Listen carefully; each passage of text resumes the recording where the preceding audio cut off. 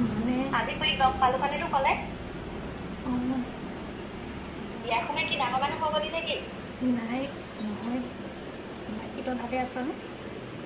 ভালে ঘৰতে আছ নেকি অঁ ঘৰতে আছোঁ তেন্তে মই আজি গৈ আছোঁ তহঁতৰ ফালে মানে মই আজি টাউন যোৱা কথা আছিল ঠিক আছে মই টাউনলৈকে যাম লগ কৰিম বৰপেপাৰতে দুইজনে খোজকাঢ়ি খাম ঠিক আছে অঁ হ'ব দে মই গৈ আছোঁ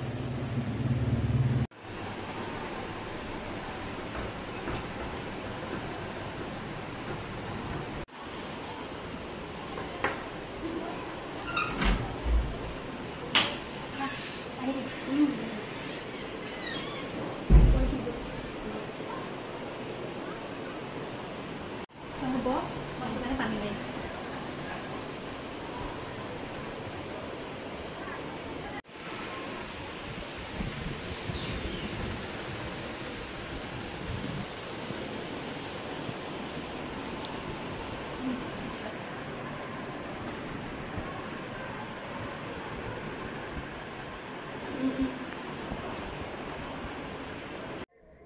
কি হ'ল তই এতিয়ালৈকে ওলোৱা নাই যে মোৰ মানে গাটো অকণমান বেয়া বেয়া লাগিছে মইতো ফোন কৰোঁতে তই ঠিকে আছিলি মানে পটককৈ মূৰটো কিবা ঘূৰোৱা নিচিনা লাগিলে তই এইবোৰ কি পিন্ধি আছ ঘৰতে নাই কাপোৰ ইয়াতোতো শহু শাহু নাই হ'লেও মোৰ অভ্যাস এটা হৈ গ'ল ন আৰু এতিয়া আজিকালি এইবোৰ কিবা ভাল নালাগে আজি এইবোৰ কি পিন্ধি আছ গৰমত তোৰ মোৰ নুঘাই কাহ ভৰাব যা যা কুৰ্তি এযোৰ পিন্ধি ল'ব তোৰ হাতত কি হ'ল বাথৰুমত পৰিলো বাথৰুমত পৰিলে তই ইমান বেয়াকে দুখ নাপাও নহয় মানে তাত গজাল এটা আছিলে গজালত লাগি গ'ল তই ব তোৰ কাৰণে চাহ একাপ কৰি আহোঁ ৰচোন তোৰ মূৰত কি হ'ল কৈছিলোৱে দেখোন তোক মই বাথৰুমত পৰিলো চাওঁ চাওঁ এইবোৰ কি হ'ল তোৰ চাওঁ চাওঁ তোৰ ডিঙি এইবোৰ কি হ'ল তোৰ হা কি হ'ল তই বিয়া সময়ত কি অভিনয় কৰিব শিকিলি নে কিনো কি হ'ল তই কান্দি থাকিবি নে কিনো মোৰ হ'লে ভয় লাগিছে তই এইবোৰ কি ৰাহুলে কৰিলি নে কিনো নাকান্দিবি ৰ তই অলপ ধৈৰ্য দেখোন চব ঠিক হৈ যাব তই পানী এখন খাই ল ৰ পানী গিলাচ খাই লওঁ খা তই কান্দি থাকিব নালাগে খাওঁ পানী গিলাচ খাই ল চব ঠিক হৈ যাব তই ইমান ভাগি পৰিলে কেনেকে হ'ব মা দেউতা মুখলৈ চা কেলে কান্দি আছ নাকান্দিবিচোন কি হ'ল তোৰ কহো কা মোৰ জীৱনটো ভবাৰ মতে একোৱেই নহ'লে সকলো শেষ হৈ গ'ল নাকান্দিবি শুন ৰ মোক সকলোবোৰ সঁচা কথা কওঁ কি শুনিবি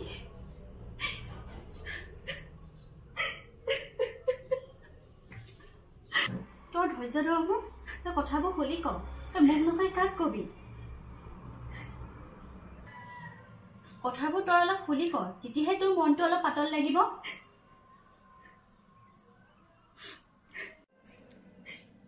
আচলতে ৰাহুলক আমি ভবাৰ দৰে ৰাহুল নহয় ৰাহুল বহুত বেলেগ আচলতে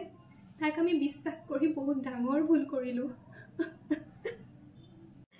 আচলতে ৰাহুলে বহুত মদ খায় আৰু মদ খাই ৰাতি ঘৰলৈকে নাহে আৰু তাক মই যেতিয়াই সুধোঁ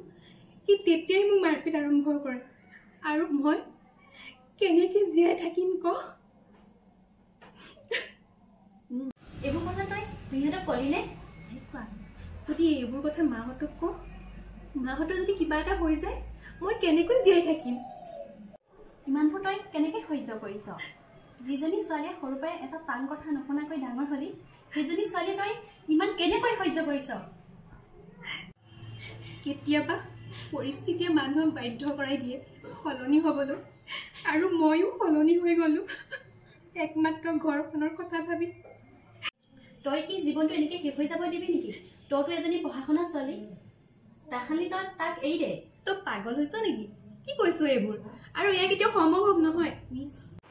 তই কি ভাবিছ তই মনে মনে থাকিলে কি সকলোবোৰ ঠিক হৈ যাব তই কি জীৱনটো এনেকৈ শেষ হৈ যাব দিবি নেকি তইতো এজনী পঢ়া শুনা ছোৱালী তাখালি তই তাক এৰি দে তই পাগল হৈছ নেকি কি কৈছ এইবোৰ আৰু এয়া কেতিয়াও সম্ভৱ নহয় আৰু মোৰ সমাজখনৰ কি হ'ব মোৰ মা দেউতাৰ কি হ'ব সমাজখন জানো মোক জীয়াই থাকিব দিব আৰু মোৰ মা দেউতা সমাজে ঠাট্টা মাৰি মাৰি মাহঁতক কি কৰিব তই এবাৰ ভাবিছা আৰু এজনী ছোৱালী যেতিয়া বিয়া সোমাই যায় তাই কোনো অস্তিত্বতাই নাথাকে মাকৰ ঘৰত আৰু তই কৈছ মই গুচি আহিব লাগে সেয়া জানো কেতিয়াবা সম্ভৱ হয় তোক কি সমাজে খুৱাব নেকি তই মাৰ দেউতাৰ কথা ভাব তই এতিয়াই ভাগি পৰিলে নহ'ব জীৱনত কৰিবলগীয়া বহুতো কাম আছে তই এইবোৰ সিহঁতখিনিও কাৰ কাৰণে লৈ আছ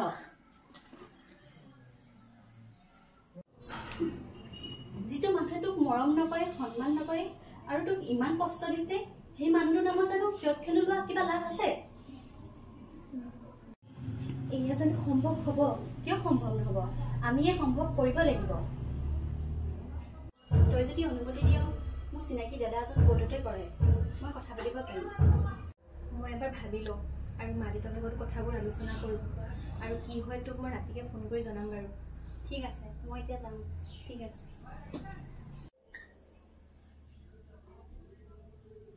হেল্ল' ৰুঞ্জুন কাইলৈ ওলাই থাকিবি মই যাম কাইলৈ তই কাৰ কাৰণে সেন্দুৰ লৈছ যিটো মানুহে তোক ইমান দুখ কষ্ট দিলে তই সেই মানুহটোৰ নামত সেন্দুৰ লৈছ